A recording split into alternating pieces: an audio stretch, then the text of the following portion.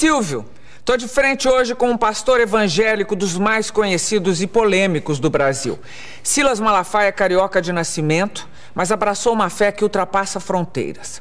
Malafaia tem o dom da palavra, poder que ele exerce há quase 30 anos em programas de televisão transmitidos aqui, nos Estados Unidos, Europa e África.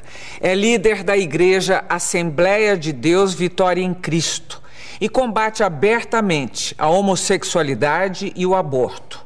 Silas trouxe esses temas para as últimas campanhas eleitorais, o que lhe rendeu alguns processos e muita publicidade. Recentemente, ele foi citado pela revista americana Forbes como um dos pastores mais ricos do Brasil. Não deixou por menos, disse que vai ferrar a Forbes.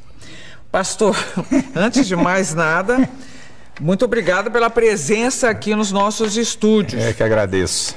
Vamos começar pelo assunto mais atual, pela Forbes. Sim. Que é recentíssima. A revista publicou que o senhor está em terceiro lugar entre os pastores evangélicos mais ricos do Brasil, com uma fortuna pessoal avaliada em 150 milhões de dólares, que dá em números brasileiros 300 milhões de reais. E o senhor contestou essa informação. Sim. Deixa eu te falar, Gabi.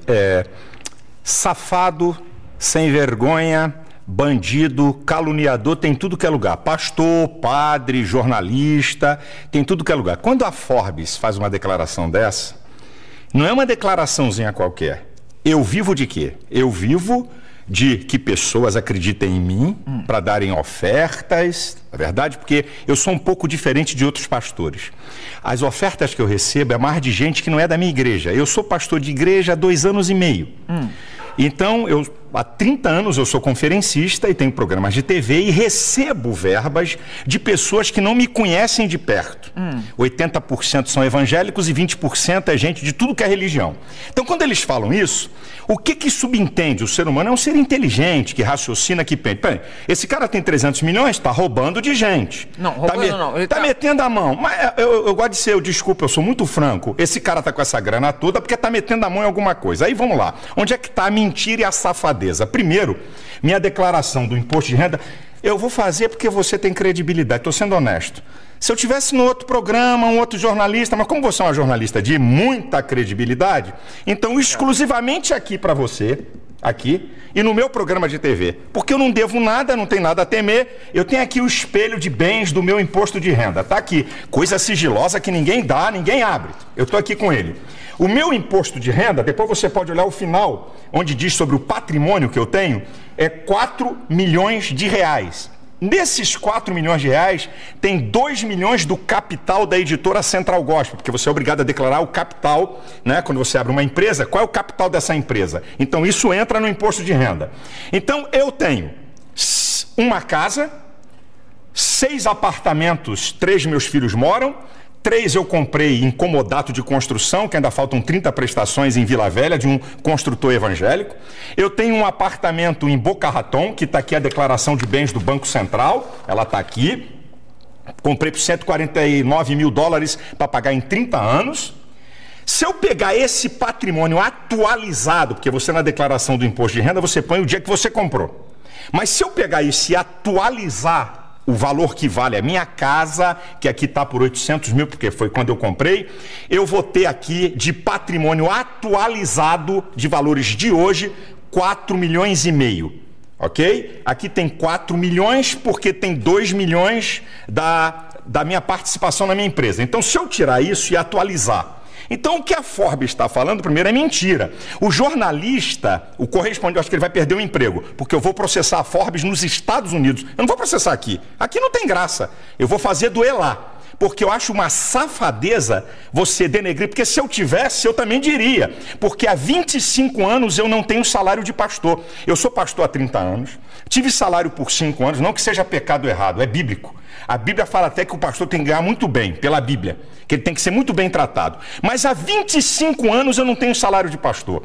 Há 25 anos eu vivo de quê? Como conferencista, eu talvez seja o pastor que mais oferta ganho quando prego fora, porque estou na televisão, essa coisa toda, e da minha editora. Para você ter uma ideia, nos últimos 5 anos eu vendi mais de 1 milhão de livros meus por ano.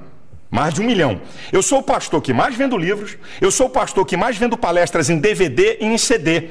Então, eu não posso aceitar que uns caras venham dizer uma coisa com o objetivo, que esse é o objetivo, é colocar um bloqueio na sociedade, que tudo que é pastor, o que ele tem, ou foi roubado dos fiéis, que é um bando, desculpa a expressão, de otários, certo? Então, eu fiquei nervoso com esse negócio. Eu vou contestar um pouco. A revista Forbes é uma revista que trata basicamente de fortunas.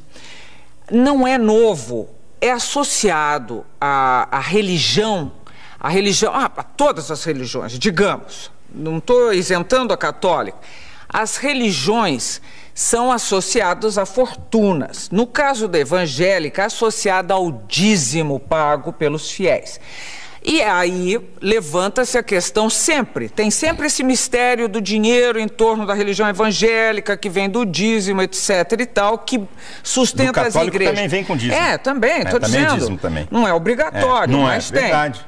Não é obrigatório. Sim. Agora, no caso, esse interesse por essas fortunas que aparecem nas pessoas associadas à religião, por que não seriam do interesse da Forbes? Ela trata de outras fortunas, ela trata de fortunas de muita gente. Ela cita o Ike como o Ike Batista, ela cita todo mundo. Por que não citaria os brasileiros associados à religião? E mais, a revista se defendeu citando fontes. Ela disse Ministério Público, mentira, Polícia Federal, mentira, e imprensa. Mentira, primeiro, não tem um dado na imprensa, seja jornais ou revistas, não tem um dado para ele declarar que eu tenho 300 milhões. 2, a Polícia Federal e o Ministério Público Federal, que são instituições de muita credibilidade, legalmente eles não têm autoridade de falar nada de ninguém. Só tem um órgão, Receita Federal. E que para falar do que eu tenho, um juiz tem que autorizar. Porque sigilo fiscal, sigilo de patrimônios, sigilos bancários, só um juiz pode quebrar. Então eu disse para você, a Forbes pode falar da fortuna de qualquer um, mas fale dos que tem. Quando ele diz que eu tenho 300 milhões de reais, o que a pessoa vai associar? É o ser humano, o cérebro humano, o ser humano, ele é um ser que diferencia dos animais, porque ele tem inteligência e percepção, ele faz associações. Então diz assim, pô, esse malandro aí, esse vagabundo aí, tem 300 milhões porque roubou os fiéis. Então essa é a ideia. E eu não vou receber fama daquilo que eu não tenho. Porque para o milionário, Gabi, para o empresário sair, olha, eu estou entre os 100 mais ricos do mundo. Isso dá até crédito para o cara. Os bancos, pô, esse cara aqui está entre os milionários. Para mim é o contrário, o efeito é negativo. Mas, o pastor, você não devia estar fazendo esse tipo de não defesa da teologia da prosperidade. Não, diferente. Aí vem cá. Quem disse? Existe uma coisa, existe o besterol da teologia da prosperidade, existe a teologia da prosperidade da Bíblia. Então explica pra gente. Eu explico para você qual é o besterol da teologia da prosperidade. Olha, vem para Deus que você vai ficar rico, vem para Deus que se você tem um emprego você vai ser patrão, venha para Deus que você vai ter um monte de casa. Então isso é o besterol da teologia da prosperidade. Agora a prosperidade está em toda a Bíblia. E o cerne da prosperidade diz assim, bem, pastor, me diga uma coisa que a Bíblia mostra que a pessoa pode ser próspera. Ou então, o que faz uma pessoa ser próspera à luz da Bíblia? A Bíblia diz que prosperidade é obedecer às leis de Deus. Tem um salmo, que é o Salmo 112, que diz assim, bem-aventurado o homem que teme ao Senhor e que obedece os seus mandamentos. A sua geração será poderosa. A sua descendência será grande na terra. Fazenda e riqueza haverá na sua casa, e a sua descendência permanece para sempre. O Salmo 1, que é um salmo muito lindo, que diz que aquele que medita dia e noite na lei do Senhor, olha o que diz o salmo, é muito interessante. É como árvore plantada junto a ribeiros, que dá o seu fruto na estação própria, cujas folhas não caem, e tudo quanto fizer prosperará. Eu sou a favor da prosperidade. Eu prego prosperidade, eu não prego besterol. Porque prosperidade não é só finanças. Prosperidade envolve bem-estar. Prosperidade, você viver bem. Tem um monte de coisa junto. A minha pergunta é, os seus fiéis, os mais simples, porque eu sei, todo mundo, você tem fiéis também que são poderosos. Todos os níveis sociais eu tenho. E que fazem doações poderosas e sabem o que estão fazendo e querem fazer isso e podem fazer isso. Agora, quando você fala, Eu às vezes misturo você e senhor. Você, pelo amor de Jesus. Quando você fala quando você divaga em cima dessa teoria da prosperidade, você de alguma maneira não leva o povo, o fiel, a crer que dando o dízimo a vida dele vai melhorar? Bem, deixa eu te dizer, não sou eu que digo isso, é a Bíblia. Sim, mas... Eu não digo, existe uma coisa, a Bíblia, como qualquer coisa na vida, como qualquer ideologia ou religião, os comunistas, ou a ideologia ateísta, ele crê naquilo, ok? Quando você crê, existem um conjunto de crenças e valores que estão arraigados ali. Então, quando eu digo para o meu fiel que ele vai dar dízimo e oferta para ser rico, eu estou falando uma mentira. Agora, quando eu digo para o meu fiel que ele está dando oferta e dízimo porque Deus vai abençoá-lo, é uma verdade. Porque é isso que a Bíblia me aponta. Eu não posso declarar, e nunca declarei isso, que eu não sou tolo, eu tenho um certo conhecimento, eu tenho uma certa formação teológica, e venho de uma família muito tradicional de formação teológica. Meus pais são pioneiros no ensino teológico e também gente da área da educação. Você, além do mais, é formado em psicologia. Sou psicólogo. Então, deixa eu te falar, se eu chegar para o meu filho e dizer, minha gente, dá aqui o seu dízimo da sua oferta, você vai ficar rico. Isso é uma afronta. Agora, quando eu digo para ele, se você for fiel naquilo que a Bíblia diz, Deus vai te abençoar. Porque aí eu digo assim... E aí não está... Não está, eu te explico por quê. Não está passando uma ideia de que os seus desejos serão satisfeitos? Não. Escuta bem, a prosperidade, isso que eu digo, Gabi, se você falar que prosperidade, se um pastor falar que prosperidade é só dinheiro, ele está incorrendo num erro gravíssimo. Prosperidade, eu brinco, eu digo na igreja, sabe o que é prosperidade? Vou dar um exemplo bem simples e em tese. Você está aqui e ganha R$1.000, o cara da direita ganha 5.000, o da esquerda ganha 4.000 e você vive melhor do que eles. Você tem paz na sua casa, você tem alegria de viver, você tem bem-estar, tem coisa emocional aqui, equilíbrio emocional, você não deve a agiota ganhando menos do que ele. Isso é prosperidade. Sim, eu sei. Mas agora... É isso que é prosperidade. E a gente tem que ensinar o povo a isso. Mas agora, vamos ser honestos. Sim. Honestíssimos. O dízimo... Esse dízimo de cada fiel repetido, repetido, sustenta e muito bem as igrejas evangélicas. Como já sustentou melhor a Igreja Católica, mas sustenta. Então, vamos dizer que essa prosperidade chega mais para a igreja do que propriamente para o seu fiel. Vamos dizer, eu acho até um pouco herético, acho meio heresia, porque parece, afinal, que Deus protege mais a igreja do que o fiel dela. Eis aí um engano. E esse é o engano redondo de muitos. Eu vou falar de uma igreja que eu não tenho nada a ver com ela. Ok? Eu não tenho muitas discordâncias. Então vamos lá, vou usar outra que vai ficar mais fácil, porque todo mundo percebe. Você acha que o cara que é membro da Universal está dando oferta e dízimo apenas porque um cara muito inteligente, malandro, espetacular, fantástico, fenomenal, consegue persuadi-lo para que durante 10, 15, 20, 30 anos o cara dá dízimo, dá ofertas especiais e não tem nada de benefício? Deus trabalha com uma lei de recompensa. O apóstolo Paulo diz uma coisa linda, ele diz assim, olha, uma coisa eu faço, eu deixo as coisas que para trás ficam e eu prossigo para as que estão na minha frente pelo prêmio. Você sabe que Deus, ele fala de uma lei de recompensa o tempo todo, porque Deus conhece o ser humano. Mas então, qual é a recompensa? Qual é a recompensa? Eu mostro para você, e você pode ir em qualquer igreja. Esse é o engano de muita gente. Você pode ir em qualquer igreja. Eu desafio imprensa, pode ir comigo. Chama, querida, escuta. Mas muita gente já reclamou e já deu matéria dizendo que perdeu tudo. Então você faz o seguinte, você pega do universo, espera aí, vamos para a lei da probabilidade.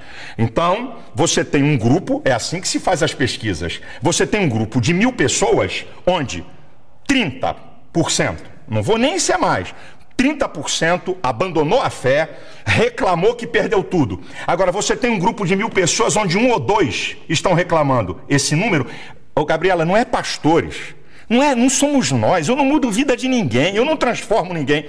A verdade é que Deus está interessado no bem-estar do homem. Então, o que eu digo para você é o seguinte, vai lá no povo. Como é que uma pessoa, Marília Gabriela, fica 30 anos numa igreja? 40 anos numa igreja, dando oferta e dízimo e não tem benefício nenhum. É um imbecil idiota. Não. Então, como é que é isso? O maior beneficiado são as pessoas e não a igreja. Eu acho que encontra um conforto, um tipo de conforto. Encontra muito mais. Bom, um conforto, um estímulo. Mas... Gabriel, Silas, você falar que alguém não vai ficar numa igreja por uma pessoa, eu garanto pra você, quem está nos vendo aqui, está achando você muito mais interessante do que eu, porque existe uma capacidade de liderança, uma maneira de se expressar que faz um líder. Mas você não consegue segurar uma pessoa há 30, 40 anos dando dinheiro. Você até consegue isso para te seguir. Mas o cara dando bens... Agora, o que acontece? Vamos lá, quais são os graves problemas da sociedade? Drogas é um grave problema, correto? Um gravíssimo problema, que nem eles sabem o que vão fazer, tá? Bebida, 1 em cada 4 jovens... É droga, eu quis separar, né? Porque a bebida é uma droga diferenciada, né? Muito diferente, a gente pensa que é mais leve, que é legal. Então, você tem... as drogas não licenciadas, boa a tua ajuda, e tem a droga legal, problemas. Quais são os problemas? O desarranjo familiar. Minha filha, a igreja trabalha para recuperar essas pessoas sem o Estado dar R$1 no de graça para o Estado. Então o cara, Gabi, nós temos essa experiência, o cara tem um único filho. Ele diz, eu daria tudo o que eu tenho para tirar esse cara da cocaína. Eu daria tudo o que eu tenho para tirar esse cara do crack. Eu daria tudo para tirar meu marido da bebida. Aí vai para a igreja. O filho volta, é restaurado. Quanto vale isso? É ele. Aí você vai perguntar a ele assim, eu fui beneficiado? Ele diz assim, se eu der o dinheiro todo que eu ganho, não paga, não é o que o pastor fez. Eu não gosto desse negócio de pastor. Pastor é apenas um condutor, mas o que Deus faz na vida das pessoas. Eu não faço nada, Gabi. Eu creio num Deus que faz. Ô Silas, mas agora vou terminar esse bloco. Mas você anda de avião? Sim. Você é uma igreja que tem avião próprio. Você citou um apartamento nos Estados Unidos. Em uma outra matéria que eu li sua, você dizia que alguns apartamentos a pagar há 30 anos. Não, um apartamento e esse que eu te informei está na minha declaração de imposto de renda. Alguns outros, mas não importa. E outros aqui no Brasil. Mas não importa. Que não foi com dinheiro de igreja. Não estou dizendo que você não mereça. Você fez uma coisa convincente. Mas o que eu estou querendo dizer é se não é herético imaginar que você foi mais favorecido do que quem está esperando também. É porque você não conhece as ovelhas e os membros das igrejas, o que aconteceu na vida deles. Você não tem ideia disso. Vamos lá, estou chegando ao fim do primeiro bloco de frente com o pastor Silas Malafaia e a conversa está apenas começando. Eu já sabia que vinha bomba pela frente, ele é forte. Nós voltamos em seguida. Até já.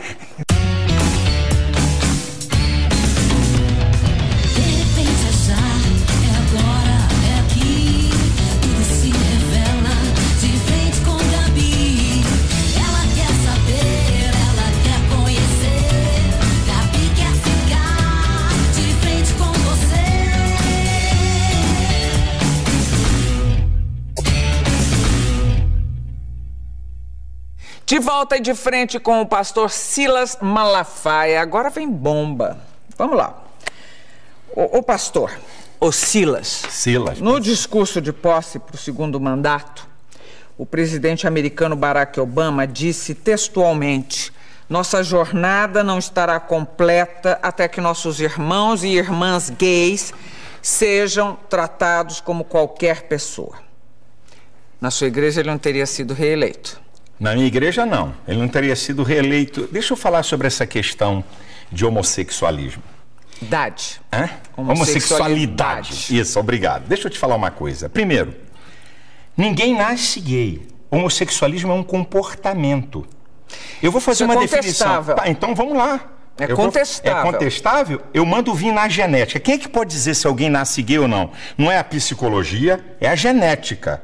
A ciência que pode dizer, é igual ao aborto. Quem é que pode dizer onde começa a vida? A biologia. Então, quem é que na ciência? Então, eu vou primeiro para... Bom, você sabe que as últimas pesquisas andaram mapeando o cérebro de gente aí. Não deu nada, olha aqui.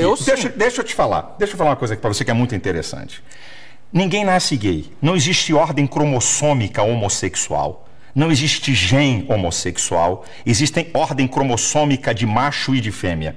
Então, vou fazer uma definição de homossexualismo. Um homem e uma mulher. Homossexualidade. Não, homossexualismo, a prática. Eu posso falar homossexualismo ou a homossexualidade. Não tem... Não, é que o homossexualismo caracteriza doença. Não, mas eu não vejo como doença. Eu não vejo como comportamento, nada de doença. Então, a homossexualidade. Um homem ou uma mulher por determinação genética e homossexual por preferência aprendida ou imposta. Agora vamos para a pesquisa.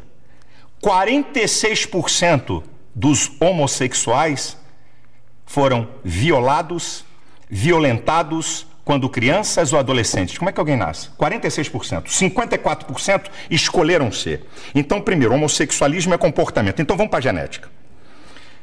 Gêmeos iguais, estou falando de genética. Gêmeos iguais, isso é o mesmo embrião que se divide, tá? É chamado geneticamente iguais. É homozigóticos. São gêmeos iguais. Então, o que tinha que acontecer? Se um gêmeo é hétero, o outro teria que ser hétero. Se um gêmeo é homossexual, o outro teria que ser. Então, vamos lá. 35% dos gêmeos que são homossexuais, o outro, 65% são héteros. Então, como é que são iguais? Como é que nasce? Espera aí, eu estou falando de nascer homossexual. Eu estou falando de genética. Tá bom. Não tem uma fonte na genética... Não tem uma fonte, traços psíquicos, não sei o quê. Então vamos lá, 46% passaram a ser homossexuais e eles não falam. O dia que eu falei isso, a partir do dia que foram violados e violentados... Então você já está dando outro dado. Eu estou dando um dado. No geral, violentados por quem? Não. Por parentes, violentados por vizinhos. Não. Por ser heterossexuais. Bom, então vamos lá. Então, nascer é o seguinte, eu vim a esse mundo e tenho essa vontade. Por que animais, e nós somos mais um na natureza, por que animais praticam não nascem homossexual? Praticam sexo com muitos animais, com animais do mesmo sexo, e não são perturbados na outra sexualidade. E não é, os animais não são considerados uma prática homossexual. Vem cá. Não há olha a pergunta que você me fez. Olha a pergunta.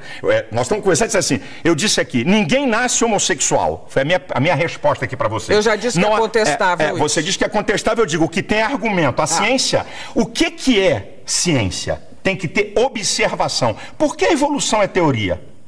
Porque você não pode comprová-la na observação. Agora, então, escute. Peraí, essa conversa não vai terminar nunca. E eu quero saber de você. Você quer saber, eu tenho que te responder. Eu quero saber qual é a tua questão com a homossexualidade. Eu vou te dizer qual é a questão. A minha questão aqui no Brasil, é os direitos que eles querem em detrimento da coletividade. Quais são os direitos? Os direitos? Então eu vou dizer pra você. Serem respeitados, não serem mortos e agredidos. Não, nada disso. Vamos lá, você está falando de mortos? Quando eles falam de números, que eu acho que ninguém deve morrer. Eu não quero que ninguém morra de nada. Mas quando eles utilizam números, é contra eles totalmente. Eu vou nessa do número já. Mas vamos aqui. O que eles querem na PLC 122? Número 1. Lá no artigo 20, parágrafo 5º, está dizendo o seguinte, que se um homossexual sofrer constrangimento vexatório de ordem ética, moral, filosófica, tá lá. Então, ok? 3 a 5 anos de cadeia. Então vamos para a Constituição. Artigo 5º, inciso 8. Ninguém será privado por convicções filosóficas, religiosas e políticas. Então quer dizer, o que é... No caso deles, que eles estão querendo ser tratados como os outros. O que é constrangimento filosófico? Quem é que define isso? Significa o quê? Se olhar para a cara de um homossexual mal, olha, você está me constrangendo filosoficamente. O que é isso? Que papo é esse? Pera aí um instantinho, O artigo 8, a linha... exagerando, é o que está lá. Artigo 20, parágrafo 5º. Não, você está... Aqui, ó. Não, eu tô com ela. Não, aqui, você quer que eu leia? Mas a interpretação que você está dando... A interpretação o meu medo é que o que você fala com toda a propriedade e convicção possa... Como você disse, não tenho nada contra homossexuais, você já disse mais de uma vez. Não tenho nada, não quero que eles sofram violência, etc. Nenhuma, Salão. Mas acontece que não todas as pessoas têm a formação que você tem ou têm um tipo de disposição esclarecida. Você, falando com essa convicção e desta forma e com essa sua interpretação, pode eventualmente estar influenciando pessoas que vão sim praticar violências contra homossexuais. Então vamos cortar programas de televisão, vamos cortar novelas, vamos cortar filmes que tem ação, porque vai influenciar alguém a matar. Aí a sociedade para. Então a televisão vai ter que parar agora, vai ficar só Marília Gabriela. Porque tem entrevista. O cara que mata não vai poder mais filme na TV. Você acha que os homossexuais que pagam impostos, trabalham não têm direitos, os mesmos direitos que você Eles tem? Se eu tomar um tapa na cara, É igual um homossexual tomar um tapa na cara. Se alguém me xingar, a lei tá igualzinha pra eles se alguém xingar eles. É igual, não tem filha. Sido dessa maneira. Não, se não tem sido... Não tem sido. Se tivesse sido até agora, eles não estariam atrás de uma lei que os protegesse, olha, eu vou dizer uma Silas. coisa. Eu fui ofendido com a suástica na reunião da comissão de cidadania. Botaram o meu nome com a suástica, que é crime no Brasil. Eles querem uma lei para atacar, xingar, atingir quem eles querem, estarem protegidos acima de todos. Uma vírgula para eles. Então, eles não estão atrás apenas... Você quer ver uma outra? A linha B do artigo 8 da PLC 122.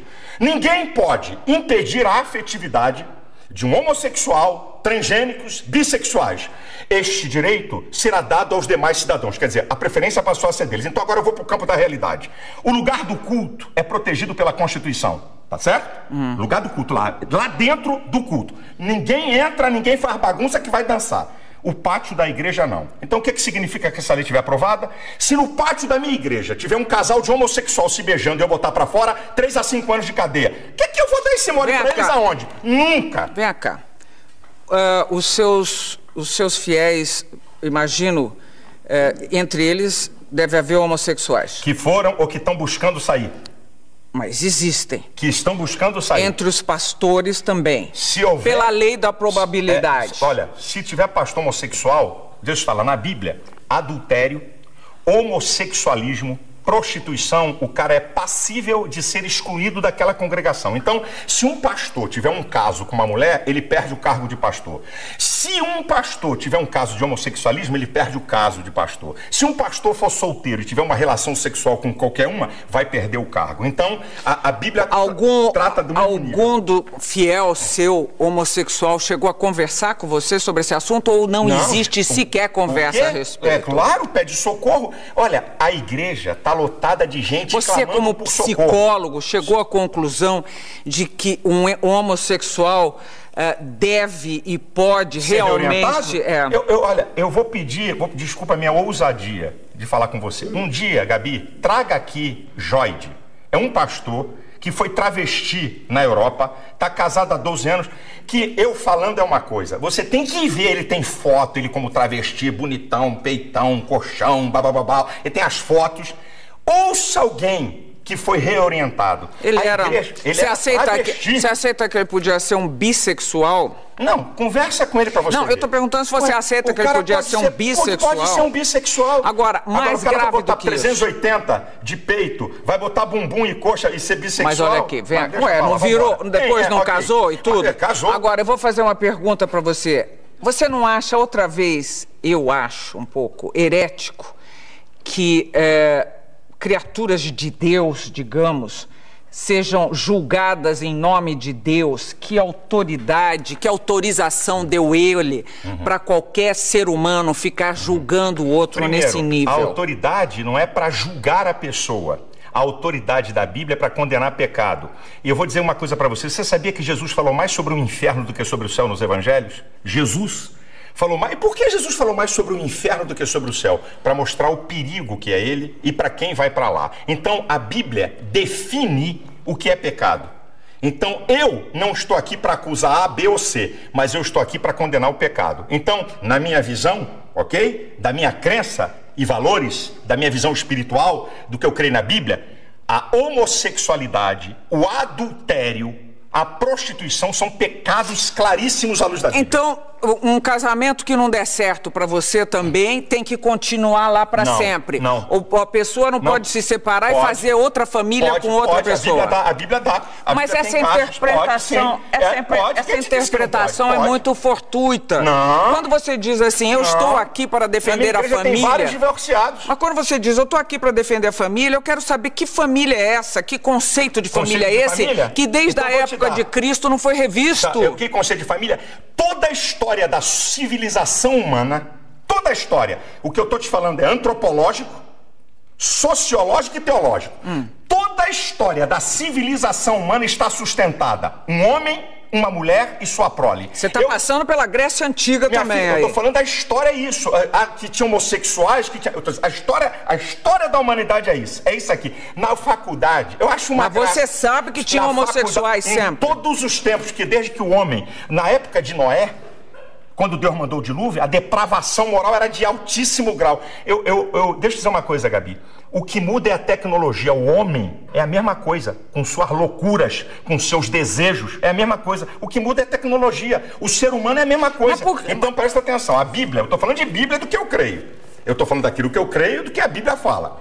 A Bíblia é um livro para quem quer crer ou quem não quer crer, que é um direito de cada um. À medida que eu sigo aquele livro, certo? Que eu creio que é a palavra de Deus, porque é a única fonte de conhecimento filosófico, teológico, científico e vulgar. Não tem outro livro no mundo que tenha essas 4 fontes de conhecimento. Só a Bíblia, certo? Nenhuma verdade científica da Bíblia até hoje foi derrubada. Nenhuma delas. Então, quando uma pessoa, certo? Na igreja, uma pessoa... Estou falando da família. Vou voltar para a família. Então, a família nuclear... Na faculdade, é isso, tá aqui me lembrando o que eu estava falando. Na faculdade eu ouvi. Durante 5 anos, eu ouvi isso que eu vou te falar. A criança, quando nasce, o primeiro objeto de amor dela é a mãe. Ela faz ruptura dela com a mãe a partir da figura paterna. A partir da figura paterna, a criança faz diferenciação entre ela, a mãe e o mundo. Eu cansei de ouvir isso. Sabe de Freud, que tanto falam? Freud estudou o caso de uma paciente homossexual e descobriu que ela é homossexual pela relação dela com o pai. Manda rasgar o compêndio de Freud. Manda eles rasgarem. Tá lá, estudo de Freud. Ele reorientou a mulher e ela passou a ser heterossexual. Então vai dizer que não pode ser reorientado? Quem disse que todo mundo... Eu não tô aqui, Gabi, eu não tô aqui para impedir ninguém de ser homossexual. Eu não tô aqui para impedir ninguém de adulterar. Eu não tô aqui para impedir ninguém de se prostituir. Isso é problema de cada um. Olha, eu vou fazer vou propor um problema a você, que é contra, inclusive, o aborto, a legalização do aborto. Supondo que nasça uma criança e que a mãe dessa criança não vai poder criá-la. Um casal homossexual se dispõe a criar essa criatura, que senão vai ficar jogada à disposição do que seja, numa instituição que vai tratá-la mal. Você acha que ainda assim um casal homossexual não pode ter essa criança e fazer dela um belo cidadão, uma bela cidadã, e criar um ser humano digno, com todos os seus direitos, com toda a sua inteligência, com toda a sua com todo o seu amor e compaixão pelo outro? Primeiro, tem mais na fila casais héteros esperando criança? Não, eu não estou perguntando isso para você, eu estou perguntando conceitualmente. Eu estou falando das novas famílias. Eu não acredito que 2 homens possam criar uma criança perfeita no sentido total que você quer, como um ser. Eu não acredito, porque eu acredito que Deus fez homem e mulher, e esses seres é que se completam. E ó, tá na França, ninguém chamou de fundamentalista, hein? Silas, ninguém chamou de fundamentalista. As famílias eu não acredito mudaram. Querida, a sociedade como um todo mudou. Vamos ver daqui a 50, 60 anos o que vai acontecer. Mudou tudo, daqui a 50, 60 anos. Mas daqui a 50, 60 anos, o que é que pode acontecer? O que pode acontecer? Crianças que essa questão de adoção é agora nova, 10 anos, 12 anos, não tem mais do que 15 anos isso no mundo. Então, não adianta agora vir com fotografia de jornal e mostrar 2 caras com uma criança feliz. Essa história para mim não me convence. Não estou falando só disso, estou falando de 2 mulheres ou 2 homens. Eu acredito que 2 homens e 2 mulheres tenham capacidade para desenvolver um ser humano. Não acredito. Eu acredito que um homem e uma mulher... Eu não acredito nisso. Eu conheço muitas pessoas que foram criadas dessa forma. Daqui a uns 30 anos você pode me dizer alguma coisa. Você já está pré-julgando, Silas. Você é Deus, você está julgando e pré-julgando. Não, você está pré-julgando. Eu estou dizendo sobre o que eu aprendi. Você está dizendo que uma criança ali criada, daqui a 30 anos vai ser o quê? Eu não sei, tem minhas dúvidas. Você está falando, vai ver o que vai acontecer. Assim como uma criança ser criada por leviano, um pai leviano, eu tenho minhas dúvidas sobre ela. Um pai bandido que bate na mulher. Tenho minhas dúvidas. Uma família que tem um pai maldito. Tenho minhas dúvidas. O que é que vai dar essa criança? Eu até acredito que o ser humano, por ele ser um ser inteligente, ele possa romper uma história e construir uma história nova. Não significa que filho de bandido vai ser bandido e filho de bacana vai ser bacana. Um cara pode romper a sua história para pior e para melhor. Agora, eu estou falando aqui na tese que você está me apresentando. Das novas famílias. Da tese. Eu posso defender as minhas teses com a maior veemência possível. e não significa que eu odeio as pessoas. Eu sou muito veemente para defender meus princípios. É meu jeito. Você mesmo já falou, eu sou polêmico, meu jeito. Eu defendo com muita vontade. Agora, eu amo profundamente. Uma vez um repórter perguntou assim para mim: pastor, vamos lá, se seu filho fosse homossexual, como é que o senhor agiria? Eu disse para ele: eu amaria 100% e discordaria dele 100%. Quem disse que amar você é ia dizer fazer amém? Um inferno da vida do seu filho. Não ia não. Nossa! Eu ia mostrar a ele, eu ia tentar ajudá-lo com o meu amor. Sabe por quê, Gabi? O ser humano pensa que amar é falar que o outro quer ouvir. Supondo que ele não conseguisse... Vai continuar o caminho dele. E você ia continuar enlouquecendo seu filho. Não, isso aí você me julga. Agora você falou isso. Eu disse que eu vou discordar 100%. Eu vou discordar mesmo? Olha, o filho de a mãe de um bandido vai na cadeia e eu tenho trabalhos em penitenciária. O filho é assassino, fascina. Ela o ama profundamente. Agora, pergunta se ela concorda 1 milímetro com aquilo.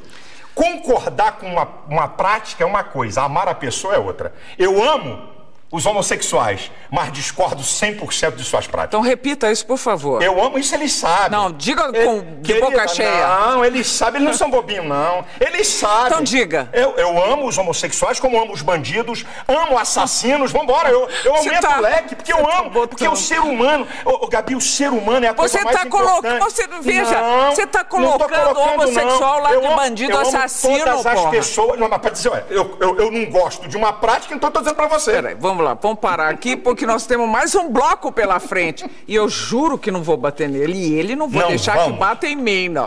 Estamos terminando mais um bloco de frente com o pastor Silas Malafaia. Nós voltamos já já. De frente com Gabi.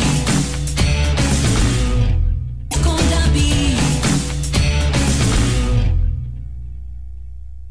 De volta de frente com o pastor Silas Malafaia. Silas, nós temos 3 minutos, porque estouramos todo o nosso tempo anteriormente. Eu queria falar sobre, primeiro, política e religião. Caminham bem juntas? Você acha... nós temos um Estado laico. Sim. Agora, os evangélicos é laico, têm... mas não é laicista. Vai daí é laico, que... mas não é laicista. Vai daí que... Vai daí que, assim como um ateísta pode, com as suas convicções, trafegar na política, eu também com as minhas convicções religiosas posso. O que eu não posso é querer fazer com que a minha religião seja dominante, entre pela goela das pessoas. Agora, eu como cidadão, porque o que você é e eu sou? Mas você não quer ser político, por exemplo? De jeito nenhum. Nunca serei. Mas quer influenciar na política? Com toda certeza. Não só na política, na sociedade.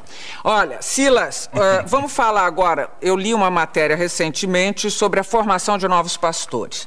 O catolicismo investe muito na orientação de padres, que leva, em média, 5 anos para se formar, né, um padre.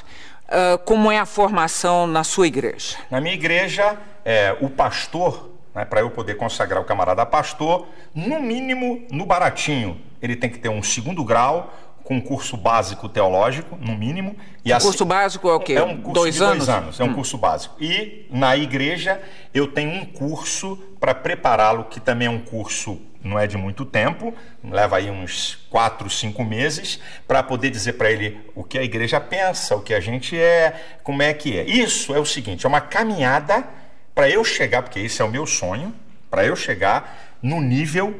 Agora ainda não dá, não cabe, não tenho como fazer isso, mas na minha igreja já vai chegar para o cara ser pastor, vai ter que ter um bacharelado de teologia para ele poder ser pastor. Biblicamente falando, o pastor ele tem que ser um vocacionado por Deus e ele tem que buscar se preparar para o exercício daquela vocação que ele deu. A minha igreja é uma igreja muito fincada na palavra, isso é, lá não tem blá blá blá de conversinha fiada, o cara tem que abrir a Bíblia e ensinar a Bíblia, então requer nele preparo e conhecimento e pesquisa. Agora, Silas, eu quero eu juro, nenhuma capciosidade na pergunta. Quero que você me responda honestamente, e estamos pensando amplo, estamos pensando de sobrevivência e tempos. Eu sei que é uma profissão hoje bem assalariada, esses meninos, você já disse que um pastor ganha de... 4 a 22 mil na minha igreja. E aí as igrejas têm se desmembrado e têm surgido novas igrejas. É um bom negócio? Não, como negócio não é bom. Vou te explicar por quê. Não é negócio. Porque as igrejas, Gabi, é o seguinte, tem gente enganada aí pra caramba. Quando alguém me vê ou quando alguém vê aí R.R. Soares, Valdemiro, Macedo, é igualzinho, tá vendo, o Cristiano Ronaldo no futebol. Existe uma meia dúzia de pastores de alto nível, de salário e tudo, mas a grande massa de pastores evangélicos no país não ganham mais do que 5 salários. É isso que muita gente está enganado. Existe, como em todo, por exemplo... Mas as igrejas são ricas, por exemplo, elas têm nem todas, sede em todo o país. Nem todas a as sua igrejas. tem A minha é uma quantas? igreja, a minha tem 120 igrejas, 70 são alugadas, 50 são próprias, 70 são propriedades alugadas. Eu sou um camarada visionário que quero fazer com que meu pastor desempenhe a sua função com dignidade. Eu não quero que ele fique preocupado com escola de filho, com comida em casa, para ele poder dar atenção àquela ovelha. Então, eu quero dar dignidade ao cara. Mas, Gabi, o que tem de pastor nesse país que ganha 1.000 conto, que ganha R$1.500, vocês não têm ideia. É porque a mídia, quando olha, é igual, com todo respeito, sem querer saber nada, é igual a você. Você é top como jornalista, mas tem um monte de jornalista aí, que não vou falar, que só Deus sabe quanto eles ganham. Mas eu estou dizendo, a perspectiva dos que começam a chegar a ser Silas Malafaia. Não é. Ele ganha 1.500, mas ele está lá. É uma perspectiva. Mas não é, porque para ele poder... Eu ainda não... Eu abdiquei do salário da minha igreja. Eu, pessoalmente, certo? A minha igreja é uma igreja que paga muito bem a pastor presidente. Então, ele sabe que para chegar num nível grande, ele vai ter que presidir uma organização. E aí é que está enganado. Se fosse fácil, todo mundo fazia. E não vai ser brincadeira ele presidir uma organização. Você alguma vez na vida passou pela Igreja Católica? Teve alguma passagem pela Igreja Católica? Não. O Papa representa alguma coisa para você? Não. É um líder de uma religião, apenas isso. Com respeito seu? Respeito porque é um líder de uma religião, eu tenho que respeitar. Agora, não reconhecemos ele como sucessor de Cristo, não reconhecemos esse reconhecimento, nós não damos a ele. Existe um sucessor de Cristo? O sucessor de Cristo são seus discípulos, que ele mandou a gente aqui na terra imitá-lo e pregar o que ele deixou. Não tem uma pessoa, ele não deixou esse cara aqui vai comandar. Não teve essa. E outra, se Pedro foi sucessor de Cristo, esqueceram de avisar eles que Pedro era casado, Jesus curou a sogra de Pedro. Devia de liberar eles para casarem. Mas vamos embora, é outra história. Outra história também que devia ter homossexual à beça naquela época. Podia ter, eu não tenho dúvida nenhuma disso. Então, terminando mais um bloco de frente com o pastor Silas Malafaia, nós voltamos daqui a pouquinho. Até já. De frente com Gabi. Gabi. De volta para a parte final de frente com o pastor Silas Malafaia. Esporte você praticou na vida ou não? Pereba jogando bola. Sou ruim de bola. Pereba? Pereba é ruim, é o cara ruim. ruim. Sempre joguei, gosto de futebol, mas sou ruim. Mas vamos ver lá agora. Bate-bola, jogo rápido, tá bom? Divórcio. Sou contra. Casamento. Sou a favor. E morar junto. Sou contra. Por quê? A não ser que seja casado, sou contra. Tudo que sai fora da legalidade do casamento, sou contra. Mas Você está me perguntando, eu estou respondendo, sou contra. judaísmo. É o antecessor do cristianismo. O judaísmo foi fundamental para chegar até o cristianismo. Por isso que nós ainda temos o Antigo Testamento na Bíblia. Islamismo. Eu acredito de um radicalismo muito horroroso para o que a gente chama de religião. Não tô falando de radicalismo não, né? Não, tô Na falando minha de- frente agora. eu tô Vou deixar falando de radicalismo, passar. que manda matar, Bom. que não aceita os outros. É isso que eu estou falando, para matar, não aceitar. Quem disse que a sociedade a gente aceita todo mundo? Bom, Ué, ok. quer dizer que ser bacana é aceitar todo mundo? É isso que é o bacana? É ter um olhar condescendente não, é para aceitar com o todo outro. É mundo? entender. Você que é psicólogo devia entender isso. Não vamos começar a brigar não é de assim, novo. Não, né? A vida não é assim, não. Parada gay, então. Diga pra mim. Parada gay é uma publicidade acerca de algo que eles estão mentindo o tempo todo e que a Folha de São Paulo fez a casa cair, sobre o número. Silas Malafaia por Silas Malafaia. Eu sou o seguinte, eu acho que de vez em quando eu sou chato, de vez em quando eu sou muito duro para questionar as coisas, assim, no embate eu podia muitas vezes... Não é aqui com você. Muitas vezes eu falo alto demais, quando eu estou num embate eu podia falar mais baixo. Minha esposa diz, Silas, diminui um pouco o volume. Minha esposa diz assim. Mas acho que eu sou um idealista, eu tenho ideais e eu não abro mão da família, que é a coisa mais... é a base de sustentáculo da sociedade. Aí eu vou dizer uma palavra espiritual, do mundo espiritual.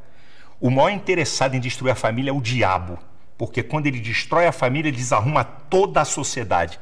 Crack, cocaína, bebida, vai lá numa análise bem profunda se não tem uma participação dessa história da família. A família é uma coisa muito, muito importante.